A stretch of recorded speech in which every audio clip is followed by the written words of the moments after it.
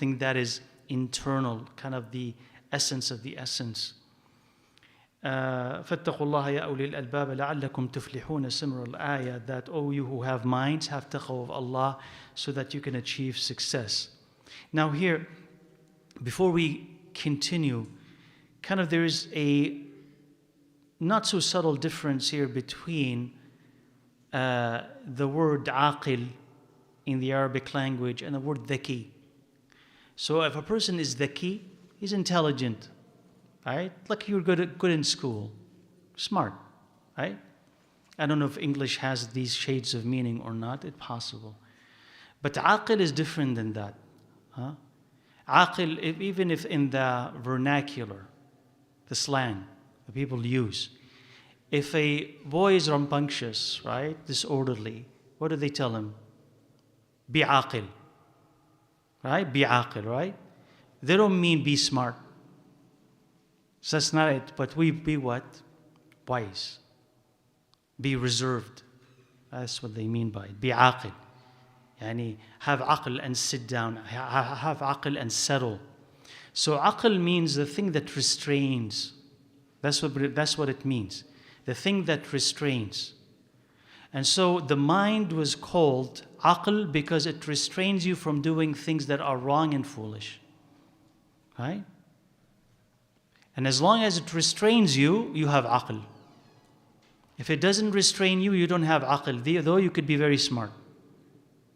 You could be very, very smart. But if you do all the wrong things because the mind is not mature enough to restrain you, you don't have aql. And you could be a person of average intelligence, average IQ, but you're very good in avoiding what's wrong and what is haram and foolishness, then you have aql. So there's this connection between the two, and that will be helpful, inshallah, in answering some questions about how could you have someone who's so smart, but at the same time so foolish, and someone who's not as smart as him, but he is wiser. He says because these two things are not always correlated. They don't come together. You could be very smart, but you misuse your mind, and you could be very smart and very evil at the same time, right? So you wouldn't be called aqil. So Ibn al-Qayyim is saying sins diminish the mind, and he's going to tell you why, first religiously. So he says, وَكَيْفَ يَكُونُ عَاقِلًا وَافِرَ الْعَقْلِ مَنْ يَعْصِي مَنْ هُوَ فِي قَبْضَتِهِ. So he says, how can a person be of sound mind, have aql, right, while you're disobeying someone and you're under his dominion, you're under his power, you're in his home, in his house, again, the same meaning. You know that he sees you, and you're under his watch, you can't hide from him, and you're using his favors to disobey him, and every time you're incurring his curse and his punishment.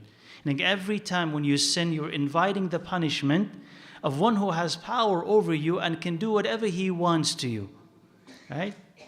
And every time you're inviting his curse and to be dismissed from his presence and to let go of you and to let go, and not protect you from your enemy, and for you to be denied his mercy and his love, and to be comforted next to him subhanahu wa ta'ala, and to win his ultimate paradise and looking at his face, in addition to everything else he gives to those whom he loves, and he protects them from everything that he hates. So he says, if you're doing this to yourself while you are in his presence, inviting his worship, how could you be called intelligent?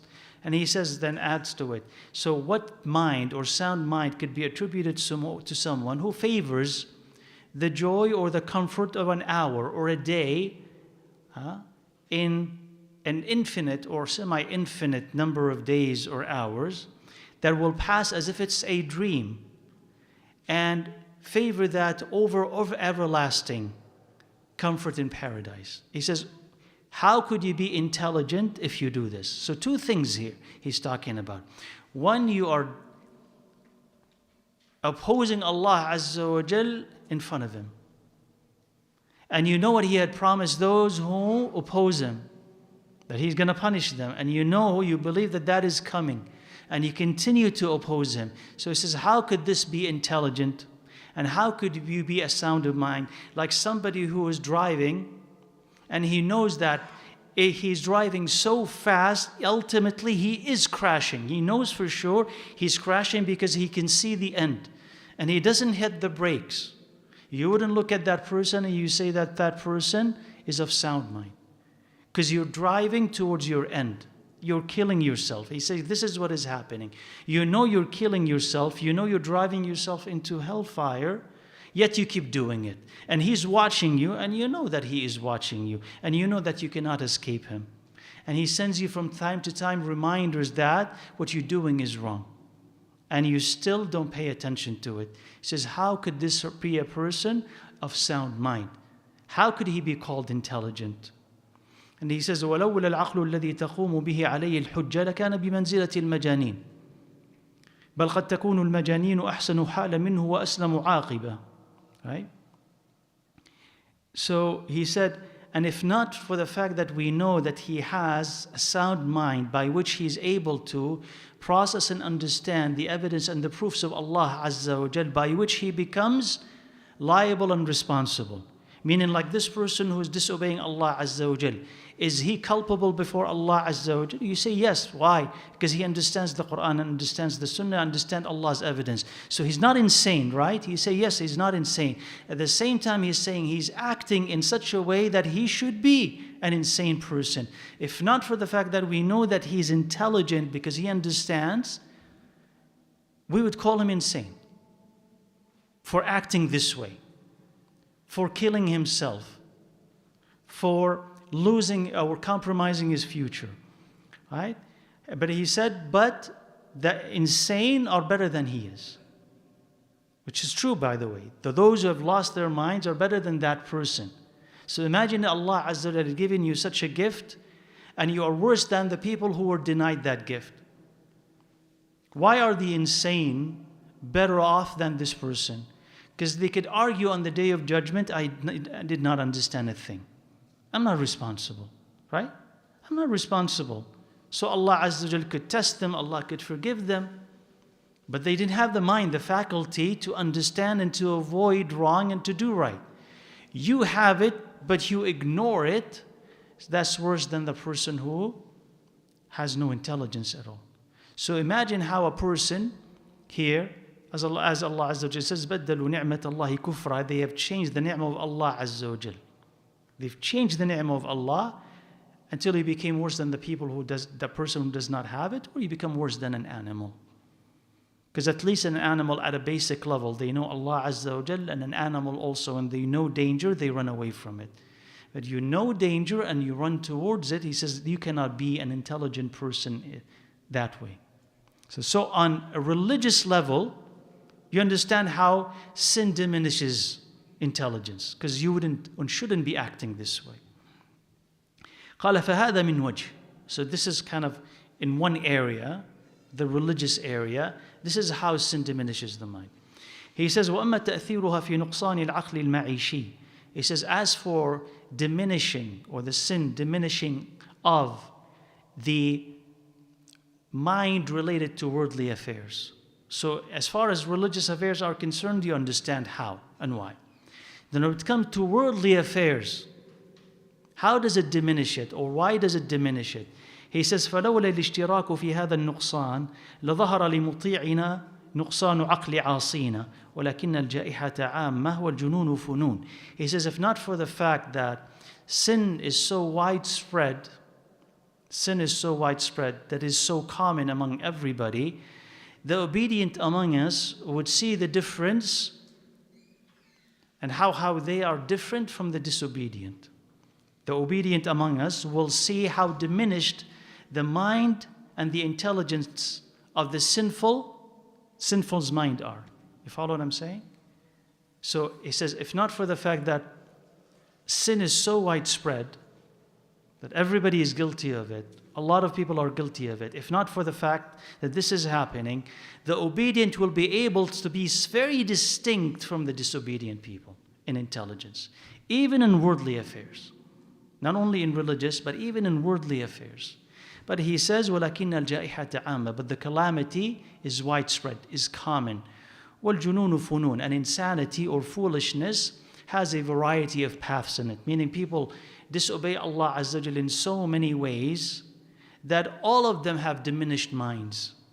And that's why you don't see a clear difference between the righteous having a sound mind and the sinful having a diminished mind. Because they are closer to each other than should be. Right? Now, this answers a question, perhaps. Okay? If what I said is not clear, the example will help, inshallah. This answers a question. If this is true, how come the Muslims are not smarter than the non-Muslims? Right? Because if a person hears this, the obedient have better minds than the sinful. The righteous have better minds than the sinful. Like Muslims are not superior in intelligence when compared to the non-Muslims. So how do you reason this out? How do you explain this? Well, first Ibn al-Qayyim, what he's talking about here, answers it, which is what? Are the Muslims living today generally obedient of Allah Azza wa Jal? That they should see a stark difference between their sound mind and the non-believers? Are they that devout? He says, no, we're not.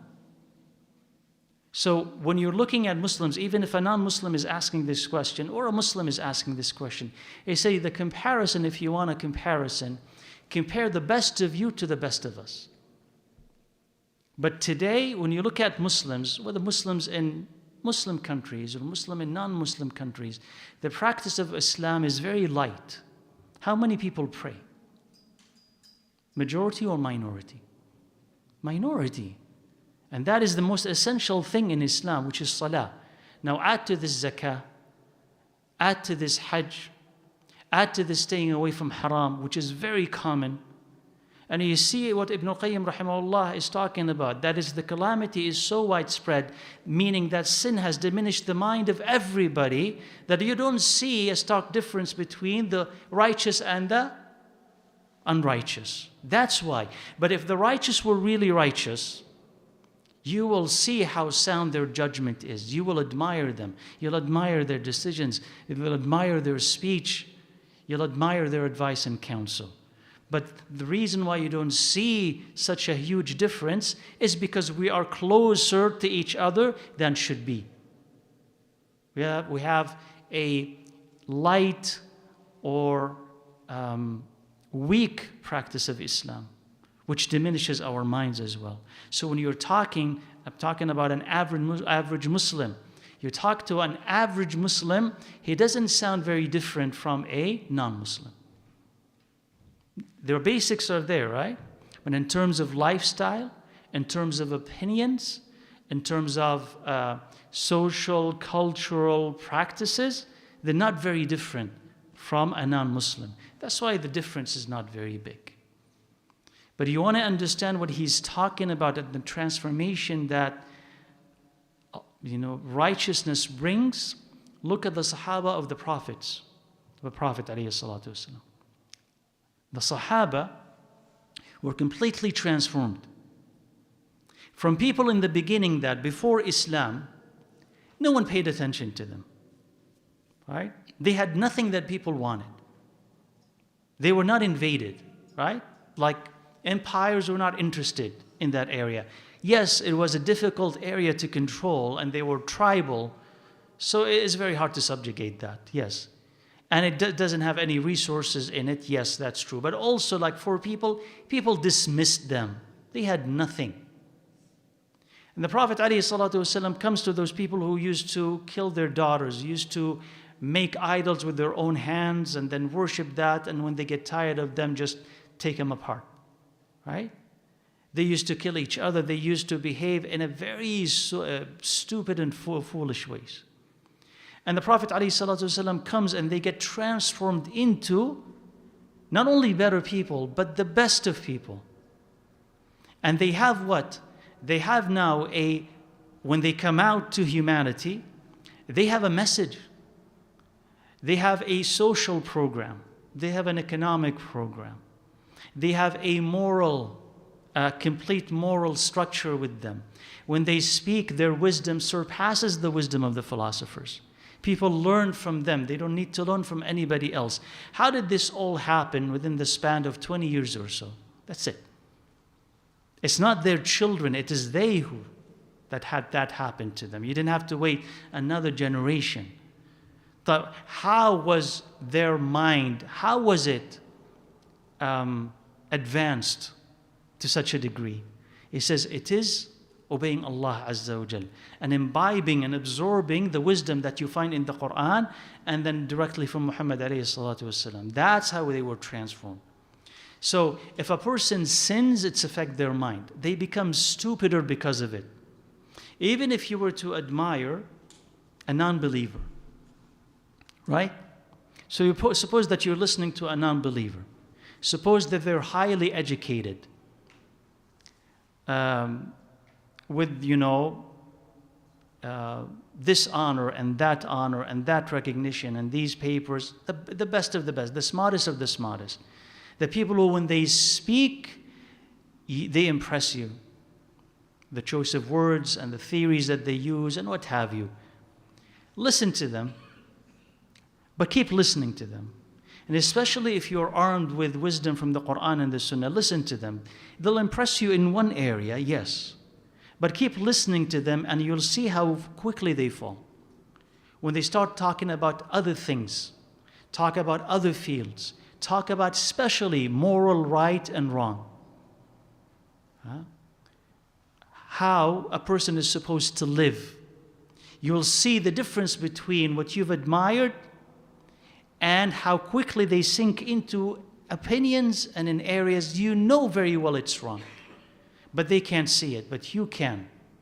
And you don't see it because you somehow are super intelligent. You see it because you're leaning on the Quran that is teaching you, and on the Sunnah that is teaching you. And the greater your dependence on the Quran and the Sunnah, the smarter that you become, and the wiser that you become, until you become the wisest of the wise. But if you open yourself to it, and if you truly obey Allah Azza wa Jal, and you are guided by the light that Allah Azza wa Jal sends to His servants, then Allah completes your mind. Allah completes your mind. So when we're talking about people who are smart, don't bring me a non-Muslim who's a great mathematician and a Muslim who's farmer and tell me he is smarter than him. If that Muslim is righteous versus someone who is not advanced in secular knowledge, but when it comes to believing in Allah Azza wa Jal, he denies him. Comes to believing in the prophets of Allah, he denies it. Comes to believing in the afterlife, he denies it. Comes then to believing in a stable right and wrong, fixed right and wrong, he's a relativist. No, there's nothing stable. You compare this to someone who believes in Allah and in the Prophet and the last day, and he knows right from wrong and he's committed to it. So the mind here is not simply IQ. The mind here is what Allah had given you, which is a sound mind that you use to stay away from wrong and to do what is right. The other things that are gifts from Allah Azza wa Jal, you're smart, you're great in economics, in chemistry, biology, whatever it is, that's a gift from Allah Azza wa Jal. But that does not elevate you with Allah Azza wa Jal. This is just like having a healthier body or a different skin color. That does not matter. What matters is how you use it. So, if Muslims in Muslim countries and in Muslims living in non-Muslim countries, if they were closer to Allah Azza wa Jal, you will find that they would be doing better, individually and collectively. And you will know the difference between how they think and how the non-believers think. But we are thinking exactly how the non-believers think. And that's why you don't see a difference between us and them. Ibn al-Qayyim then continues, and he said, he just wants to contrast here between how could you have a sound mind and favor this world over the hereafter. So he says, if the minds were actually sound, they know that the way to attain joy and happiness and comfort is in pleasing the one who gives all of that to you. Just if you want, and this is what you are seeking, and this is what every human being is seeking. What do you want from life? I want to be happy, right? I want to be comfortable. I want to avoid pain. That's what I want. He says, how do you get all of that? Who the one who gives it? To Allah Azza wa Jal. So how could you get it except through Him? So if you think, you'll know that you have to appease Allah Azza wa Jal in order for you to be able to get all of that. And that if you want to avoid pain, who is the one who controls all of it? Dispenses all of it. Pain and punishment when He is angry. Allah Azza wa Jal. So if you want to avoid all pain, then you please Allah and you avoid all pain then. And He says that in obeying Allah Azza wa Jal, you will get such comfort and such happiness, and your heart will be alive, and your soul will find joy, and life will be sweet. That if you measure this against, all of the dunya will be less than it. Like all this world and all that it has to offer. Measure this or weigh this against the comfort that you receive from obeying Allah Azza wa Jal. You say the comfort of obeying Allah will be greater. So why would you favor a dunya that even when it comes to you mixed with pain? Whereas the believer avoids that. So he's saying that the believer has two types of joy. The religious joy. No one has it except the believer, right? And worldly joy as well, because you do get married, and you do have children, and you have money, and you get hired, and you eat, and you drink, so Allah did not deprive you of that. So you get this. But He says, but wait a second, worldly joy typically always comes with pain. Always comes with pain. But as a believer, you're able to jump over that. Because you know that it doesn't last you. And you know that Allah will compensate you if you lose it. And you know that if you are patient with loss, Allah rewards you. So all the pain which is built into, like it's part of the structure of this world. Whatever it gives you, it says, here's some pain with it. Whatever it is, you like this big house? He says, yeah. He says, here it is, and some pain. Do you want kids? Having kids is sunnah, right? I'm not telling you not to. I'm not scaring you. You want kids? Here are some kids and some pain. You want to get married? Yes, you should. Here's a spouse and here's some pain. It has to be. Okay, so what do I do? How do I run away from this? The only way that you can run away from that pain is through Iman. Then you'll have the religious joy, meaning there is no greater joy than being close to Allah Azza wa Jal, because it just gives you comfort. It's like somebody coming and telling you after you make a lot of dua, hey, by the way, everything's going to be fine. Don't worry about it. Because you've given it to Allah Azza wa Jal, right? So everything is going to be fine. Don't worry. But tomorrow may be worse, tomorrow this and that. Allah takes care of tomorrow. You don't worry about it. My kids, what could happen to them, my money, Allah takes care of them. Don't worry about it. So comfort, just for being close to Allah Azza wa Jal. Allah is listening. I'm not alone. The Quran, when you read it, comforts you. The Sunnah, when you read it, comforts you. So there's this religious satisfaction. And when you come to the dunya, you have worldly satisfaction plus minus some or a lot of the pain that comes with it, because Allah Azza wa Jal gives you immunity, protects you from it. The disbeliever, on the other hand, doesn't have them. He doesn't have that religious satisfaction and comfort, right? And when it comes to the dunya, they suffer because of it. There is sadness and there's anxiety because you don't know. I have it, but it's not going to continue to be mine. What if I lose it? So the greater success they achieve, the lonelier they feel. They be isolated. And there's always the threat of losing whatever they have. So that is a question to people who say, well, how come I see the non-believers, the non-Muslims, They have all of the dunya and they're so happy. And I'm miserable. Right? Now I cannot speak to your own misery, right? I don't know why you are miserable. Although there's always challenges in living in this world. But it's the wrong perception when you look at the non-believers and you say they're happy. How do you know that they're happy? Tell me, how do you know? Social media, right?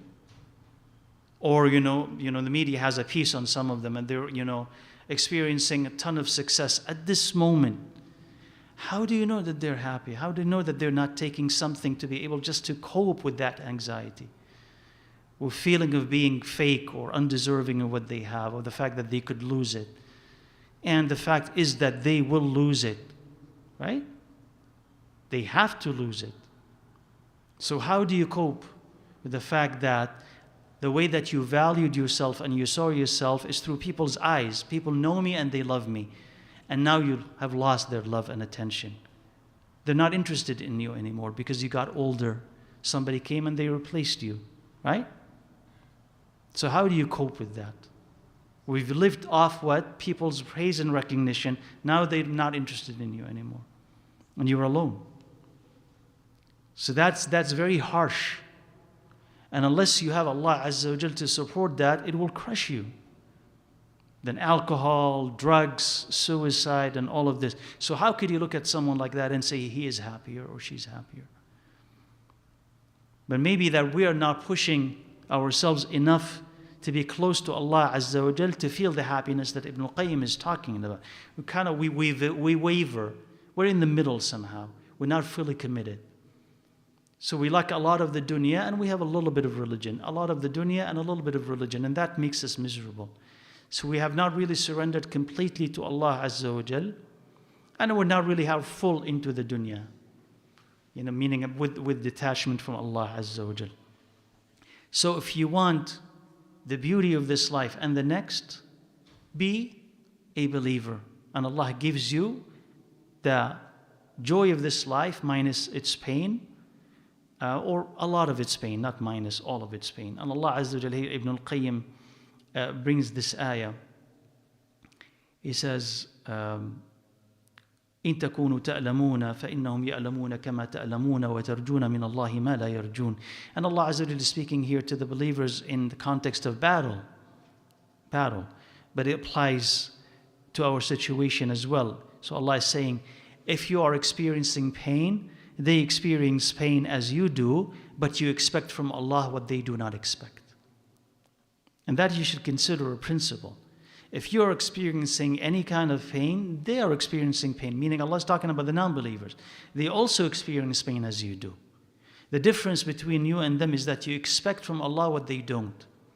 So that should kind of mitigate that pain. That should mitigate that pain. It's not going to be as painful. So a believer who loses a child, but they know that Allah rewards them and they will see that child in the next life, is unlike a non-believer who does not expect that there's going to be a reunion. They're not the same because you expect from Allah what they do not expect, right? So he says, how diminished is the mind of one who sells pearls and musk for feces. Like he's comparing this life and what it has to offer to feces. And what you're giving up is what pearls and musk. He says, how could you sell this for that? And if that happens, how could you be called a person who has a mind that you could be proud of? And you let go of the possibility of having the company of the prophets and the shuhada and the salihin, and you want to be the companion of those whom Allah is angry with. The worst of humanity. So think about the worst of humanity. Do you want those to be your companions? Constant, eternal companions? Like Pharaoh and Qarun and Abu Jahl and people on this earth today that you look at and you say, you're the most despicable of the most despicable. Right? Then that they're killers and rapists, and these are the people that you want to be with on the day of judgment and in hellfire, and you want to let go of the company of the righteous. He says, how could you be a person of a sound mind if you decide to do this to yourself? Right? But the problem is that we are being deceived by what? Tulul amal. Hope, extended hope. That somehow, and then false wishes. Oh yes, despite everything that I'm doing, right, nothing will happen to me. I'm going to be okay at the end. And it's all wishful thinking. And it's the same thing with the bad practices in this life. Like you could be smoking and you know how bad smoking is. But there is a disconnect, there's a dissonance between what I'm doing and what it leads to. Like I'm exempt and I'm immune. I'm not going to get cancer because I'm smoking. How? There's that dissonance. There's the break in reasoning. So a person who looks at you, hears that argument, knows that you're not smart when you say this. You're making yourself stupid because of what? Your own weakness, your own temptation, your own desire. It's making you stupid.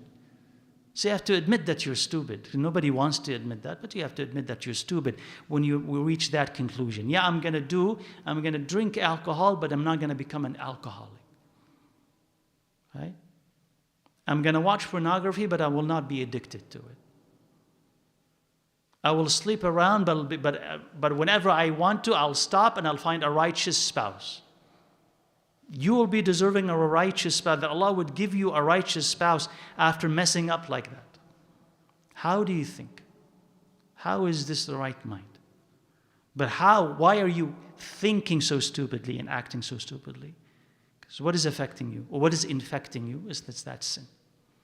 Otherwise, you'll be much wiser than that. So if Allah Azza wa Jal had given you a good mind, a good head on your shoulders, don't waste it by disobeying Allah Azza wa Jal. Then He's going to take that mind away from you. But in fact, perfect it by obeying Him and being a good Muslim and reading the Quran and understanding it and reading the Sunnah and understanding it, and then you'll see how your mind will flourish until it will be better than the minds of those who were perhaps born smarter than you. Right?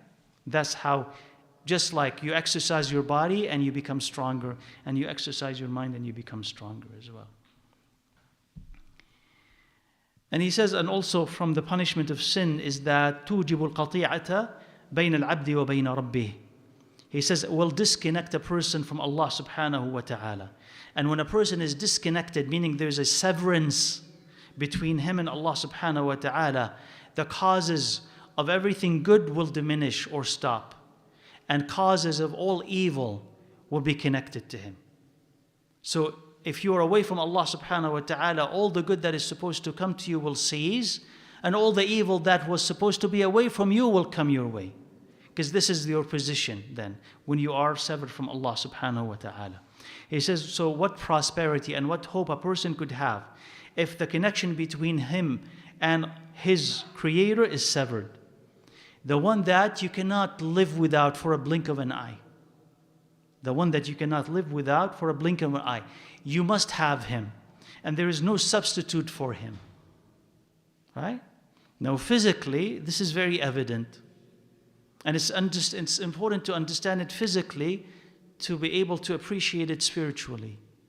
So if Allah Azza wa Jal decides for a minute that He's going to let go of you, what happens to you? You end. Right? You completely end. You don't exist anymore. So you only exist, not only breathe. Of course, you breathe and you're alive and you can see, because Allah Azza wa Jal maintains it every fraction of a second. Right? And when He decides that stop, you're not going to live anymore, you die. If He decides that you're not going to eat, you're not going to eat anymore. If you decide that you're not going to drink, you're not going to drink anymore. Even though it's there, you can't process it. You can't digest it. So if Allah Azza wa Jal lets go of you, you perish, you end. You're a non-existent thing anymore. You're not a thing. So how often do you need Allah Azza wa Jal? Permanently. Without interruption. Okay.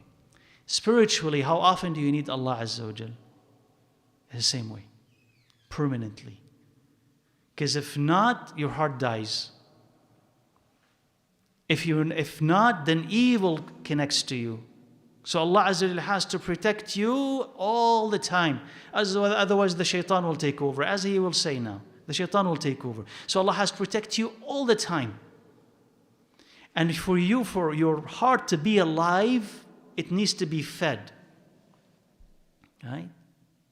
Like the heart itself, as long as you're not asleep, when you wake up, what do? You start searching for things to do, to consume.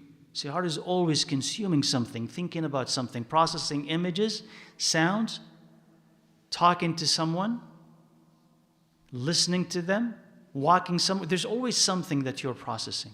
So the heart always needs something.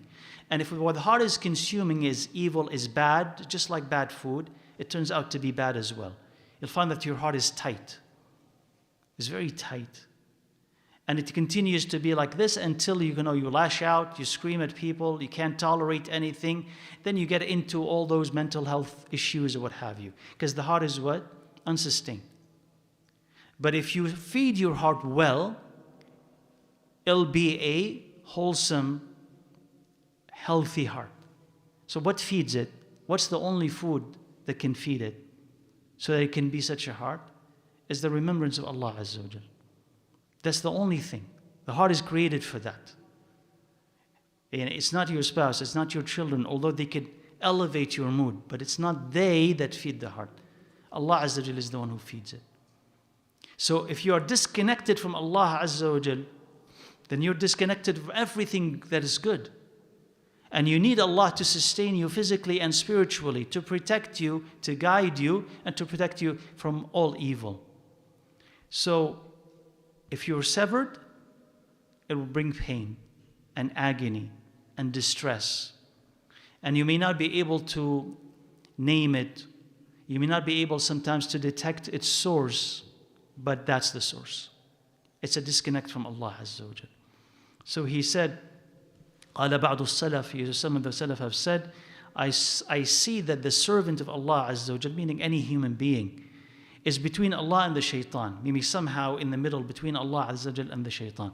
If Allah Azza wa Jal turns away from him, the shaitan overtakes him. And if Allah Azza wa Jal is his ally, comes close to him, the shaitan cannot defeat him. He won't be able to get close to him. So you're like in between. So if Allah turns away from you, or you want to flip that, you say you turn away from Allah Azza wa Jal, because then what are you running towards? There's one direction only, the shaitan. So if you turn away from Allah, you want to run away from this, you're running towards the shaitan. And if the shaitan catches you, what will the shaitan do to you? Destroys you. You'll become miserable. Like he is, and he'll say, he is your enemy. So you're running towards your enemy. So if your enemy gets you, or the enemy hates you, what will the enemy do to you? Torture you. Slowly torture you, right? So that's what the shaitan will do, torture you, right? You'll start seeing nightmares. You'll start seeing evil thoughts and whispers into your head. Things just don't go right. Have no patience, no tolerance, no good character. You don't know how to deal with people. They don't even know how to deal with you. Everything's wrong. Everything is wrong. Because you ran towards the shaitan and the shaitan now is in control. But if you run towards Allah Azza wa Jal, He protects you from the shaitan. So Ibn al-Qayyim, he brings this ayah in Surah Al-Kahf. He says, وَإِذْ قُلْنَا لِلْمَلَائِكَةِ اسْجُدُوا لِآدَمَ. When we said to the angels, prostrate to Adam, they prostrated, except for Iblis. He was from the jinn, and so he departed, or he fled from the obedience of Allah Azza wa Jal, from the command of Allah. So Allah is saying, so do you take him and his progeny as allies instead of me, and they are your enemies? Do you take Iblis and his progeny as your allies, and they are your enemy? So Allah, he says, Ibn al-Qayyim explaining it, he says, Allah Azza wa Jal, in effect, He's telling His servants, He says, I honored your father, and I elevated him, and I asked the angels to prostrate to him, and they did, and they obeyed me. But my enemy and your enemy refused, and he disobeyed me, and he exited from my obedience. So how, after all of this, how is it possible for you to take him and his progeny as allies instead of me? So you obey him and you disobey me, and you ally him to be against me, and he is your worst enemy. So you took him, your enemy, as a friend, and I commanded you to be enemies of his. And he said, وَمَنْ وَالَ أَعْدَاءَ الْمَلِكِ كَانَ هُوَ وَأَعْدَاؤُهُ عِنْدَهُ سَوَاء. He says, if you take the enemies of the king as your friends, then the king is also your enemy. Right? This is not possible that if you love that king, or you love anyone, and they have an enemy, and that enemy is your friend, well, it says something about your feelings towards that person then. They can't both be your friends. So if the king has an enemy, and you know that he is his enemy, and you love the king, how could you ally yourself with the enemies of the king? Right? فإن المحبة والطاعة لا تتم إلا بمعادة أعداء المطاع ومولاية أوليائه. He says his love and obedience is incomplete until you take as enemy the enemy of your beloved. And you take as ally the allies of your beloved. Meaning, you love someone, you love the ones that they love, and you hate the ones that they hate. That's when love is complete. But love is incomplete when you say, I love him, but I'm neutral about his enemies. And I'm neutral about his friends. He said that's an incomplete type of love. That's not real love. Especially when it comes to Allah Azza wa Jal. So he says, if that's true, add to it too that the enemy of the king is also your enemy. It's not just an enemy of the king, he's also your enemy as well. And the enmity between you and him is greater than the enmity between the sheep and the wolf. Right? So how could an intelligent person, a smart person, do this to himself? So what is he saying? He's saying that the shaitan is the enemy of Allah Azza wa Jal and also is your enemy. How could he become your ally? How would you listen to him? Right? And then he continues and he said, وَيُشْبِهُ أَنْ يَكُونَ تَحْتَ هَذَا الْخِطَابِ نَوْعٌ مِنَ الْعِتَابِ لَطِيفٌ عَجِيبٌ. He says, and also kind of embedded in this speech of Allah Azza wa Jal is kind of a soft, gentle blame. There's a blame, but it's soft and gentle. And he says what is what? He says, I've taken Iblis, as if Allah is saying, I've taken Iblis as an enemy because he did not prostrate to your father Adam with the angels. So I've took him as an enemy because of you. So the consequence of that is that you consider him a friend after he has done what he has done to you and me. Right? Meaning Iblis, he's saying as if Iblis was so high, up there. And I asked him to prostrate to your father, but he refused, and because he refused to honor your father, I dismissed him from Jannah. I did this for you. And if I did this for you, the consequence of my act is for you to go back and consider the enemy of your father, who wants your destruction, your enemy, your friend. Is this how you're supposed to repay me for what I did? So there's kind of a itab, he says, kind of a soft plane, that this all was done for you. You should be grateful for it and not turn towards the shaitan. So if a person is disconnected from Allah Azza wa Jal, he should expect that he should find less and less good in his life, in proportion to how disconnected he is from Allah Azza wa Jal. And greater evil in his life that grows with the place that he gives to the shaitan in his life. So al-qati'atu, the severness between the servant of Allah Azza wa Jal and his creator, cannot be maintained. If a person wants to live a life that is pleasing and that is comfortable, and if he wants to be protected from the shaitan, it cannot be maintained. So a person, whenever he notices a disconnect between him and Allah Azza wa Jal, he bridges that as best as he can. And that distance could be a distance of sin or a distance of ghafla, negligence, meaning I just forgot. I just delayed my salah. I just forgot to remember Allah Azza wa Jal. I kind of unintentionally or intentionally did a little bit of haram here and there. That's a disconnect. So you bridge it by coming to Allah Azza wa Jal to experience the comfort and serenity of being next to Him. Otherwise, it keeps growing and growing. And the shaitan will have greater and greater hold on you until you discover after some time that his hold is so great, it's hard to escape. It's really hard to escape. Just like a person who does not treat or notice the early signs of an illness, and you let it grow until it becomes hard, not impossible, but hard to treat. So there's a lot that needs to be done in order to treat it. So that's why the disconnection from Allah Azza wa Jal, whenever you notice it, bridge it and come back to Allah subhanahu wa ta'ala. So let me stop here with Allah Azza wa Jal and see if you have questions. And next week, inshallah, as we've decided, the halaqah will be just for next week at 7:30, inshallah. Right? So before Maghrib, and then we'll give you, inshallah, some time in order, inshallah, if you want to make dua as well. Let me see if you have questions. Let me know, inshallah.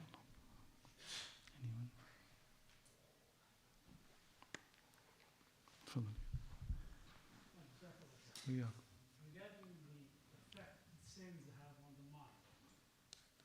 So when the Shaykh is saying one of the consequences of the sin to the mind is it's afflicted with worry, depression, sorrow, and confrontations. When you look at the world today, you see indulgence at every fush that you can find. Yet you have also at the same time the problem or the real issue of the mental illness. So could we say that that's exactly the connection that the Shaykh is listing here? No. So you said indulgence in what? I'm sorry. In all sorts of fush. Yes. Jazakallah khair. So the question is that when you look at the world today, you see such indulgence in sin, all types of sin. And that somehow could be connected to an increased suffering of reporting of mental health issues. So are they connected? Meaning this overwhelming an abundance of sin, the practice of it, that it is easily accessible, versus people having such discomfort internally, even though they have all the means of comfort. Like physically, we're much more comfortable today than we were before. We don't worry as much as people before about the next meal. So we have less of a reason to worry or to be sad, but it seems like you have more instances of dissatisfaction. Even in the richest countries in the world, people complain about money and lack of money. The richest, right? It's not like they are the poorest. In the Western countries where they have, among the greatest GDPs in the world, people still complain about not having enough money. So you could add that to it. Is this connected to sin? And we say it must be. It must be a reflection of that. Because if a person is close to Allah subhanahu wa ta'ala, even if they don't have a lot around them, they'll be at least be content on the inside. And they'll be patient. And they will rely on Allah Azza wa Jal. And these are the tools of serenity and being at ease and in peace. But when you delve into this sin and that sin, by the way, they are by nature unsatisfying, right? They're by nature unsatisfying. So if you consume one type of haram, after some time you get bored with it, right? It's not enough because it doesn't excite you anymore. So you moved into something else, something stronger. And then the next thing, and then the next thing. And so on, as Ibn al-Qayyim before talked about it, he says, with the haram now, you're drowning your sorrows. So you start to drink or take drugs, not just because you enjoy them now, because you don't want to drown your sorrows. You want to stop thinking. And so bad breeds, of course, and add to it, that the shaitan now is saying, well, I'm going to be seated to your right and to your left, and in front of you and back. I'm everywhere. So he's inside your head, and he's inside your mind and inside your body. So, of course, a person will experience greater anxiety and greater sadness and greater friction and greater anger and much more intense whispers in their mind. And so that is the dominion of the shaitan. That is the dominion of the shaitan. Whereas the believer has less and less of that. It doesn't mean that the shaitan does not come to whisper for the believer. Does he whisper? But you have the tools. You know what to do with it. But the non-believer, what does he do with the whispers of the shaitan? They have no clue that it's a whisper, by the way. They don't believe in him, right? But you know what to say, and you know what to do, and you know how to stop it. And if not, you can ask. And so you can contain his effect, or you can kind of dismiss him completely. But for the non-believer, it's very difficult. So the prevalence of social problems and psychological problems is in a large part due to this, which is the prevalence of sin. And when Allah Azza wa Jal says, وَمَنْ أَعْرَضَ عَنْ ذِكْرِي فَإِنَّ لَهُ مَعِيشَةً ضَنْكًا وَنَحْشُرُهُ يَوْمَ الْقِيَامَةِ أَعْمَى. So the one who turns away from my remembrance will give him a difficult life. That difficult life could mean a difficult life in the grave. It also could mean a difficult life in this life. When you turn away from Allah Azza wa Jal and His remembrance, you'll have a difficult life in this life. And you will have a sweeter or easier life when Allah is beside you. So the difficulty of that life is because your life is always incomplete unless Allah is next to you. And unless Allah Azza wa Jal is assuring you and is giving you the answers to the questions that you need. But take Allah Azza wa Jal away. The simple question of, what's going to happen to me tomorrow and who will take care of me? What's the answer? I have money, but what if I lose all my money tomorrow? What's the answer? I have a job, right? What if you lose your job tomorrow? Which is possible, right? What if you lose your job tomorrow? How will you pay your bills? What's the answer? Now, when the shaitan comes to you with that, as a believer, what do you say? If you remember, وَمَا مِن دَابَّةٍ فِي الْأَرْضِ إِلَّا عَلَى اللَّهِ رِزْقُهَا. There is no living thing on this earth except that its provision is upon Allah Azza wa Jal. You say, then Allah Azza wa Jal has promised that He has provisions for me. Halas, okay, that's fine. Alhamdulillah. You could be fine then. But a person who does not have that answer, what do? They keep thinking and thinking and thinking until they make themselves sick. So there is no answer. And then the shaitan comes and says, yes, yes, yes, indeed, yes, yes. He feeds it, he amplifies it, and he feeds it. So you become sicker because of it. So yes, you're right. The prevalence of mental health issues and psychological problems is due, in our opinion, as people who believe in Allah Azza wa Jal, is due to a lack of belief in Allah. Yeah.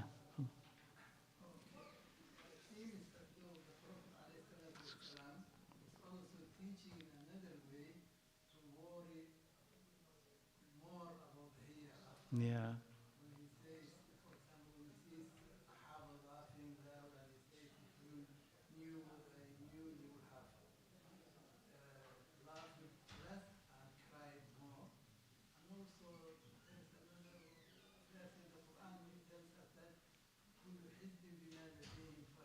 No. So you can say, for example, they live in a foolish paradise, but in a way they are happy with it. So how can we reconcile this? Like that they are happy with what they have, although it is that foolish paradise. No, I mean, that could relate what you're talking about, because you're talking about, I think the question will become apparent through the answer, inshallah. So you're talking about kind of the non-believers happy with whatever portion of life that they have, right? That could be related to the diminishment of mind that we're talking about. وَالَّذِينَ كَفَرُوا يَتَمَتَّعُونَ وَيَأْكُلُونَ كَمَا تَأْكُلُ الْأَنْعَامُ. So those who disbelieve, they are enjoying this life and they eat just like animals do. So their intelligence has diminished to a level where they're simply satisfied with that. As long as we have fun, and as long as we eat, we're happy. So it's more of an animalistic existence. Even though I still consider it to be unfair to the animals, because the animals still know Allah Azza wa Jal, right? It's really, they know Allah Azza wa Jal, but these people don't. They don't really care. Although they have access to all that information. So their minds is just what had been really diminished, had been weakened to the extent of, as long as I can eat and drink and party, that's fine. That's it. I don't need anything else. They're not deep thinkers. So a lot of non-Muslims are like that. And that's why you find them to be happy, because they're just simply focused on the kind of the body, just the joy of the body. But with all of that, what we said is true. With all the happiness that they bring, there must come a lot of pain with it, a lot of worry with it. You can't simply think that sleeping with someone zina is so exhilarating, is so fascinating, and do it, and once you're done, think it's not going to affect you. It's not going to leave you with a lot of pain, a lot of regret, a lot of shame. It has to happen. And also, eventually, physically, it also will catch up with you. There has to be something that's going to be left with you, a disease of some sort, right? Or a psychological issue of some sort that stays with you because you are disobeying Allah Azza wa Jal like that. So they've been diminished intellectually, and that's why they could live like that. But if a person is a deep thinker, they say, okay, why am I doing all of this and I'm going to die anyway? What is the value of life if someone can end my life tomorrow? So why am I doing all of this? If they are a deep thinker, they will be deeply troubled because of all of these questions. And they will be exhausted and debilitated because there is no answer. Unless they believe in Allah Azza wa Jal. He's the only answer. So this is why believing in Allah Azza wa Jal kind of improves your mind, but also improves your spirit. Whereas if you decide not to believe, you'll be dumber and dumber as long as you take worse and worse choices. Allah. What is the other part? Naam. Naam. Jazakallah khair. Naam. So that one.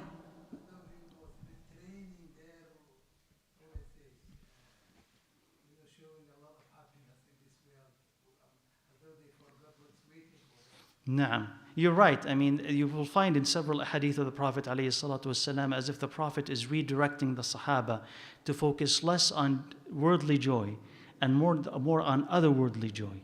So, there's a hadith that kind of sums it. من كانت الدنيا من كانت الآخرة همه كفاه الله أمر الدنيا. It is if the hereafter is your concern, is that what you're worried about, Allah takes care of your worldly concerns. But if your concern is the worldly concern, then whatever you're worried about would be scattered in front of you. And you will have to toil, strive, struggle to be able to get it. And even when you do that, the only thing that you will get is what Allah had destined for you. So your life will be difficult because of it.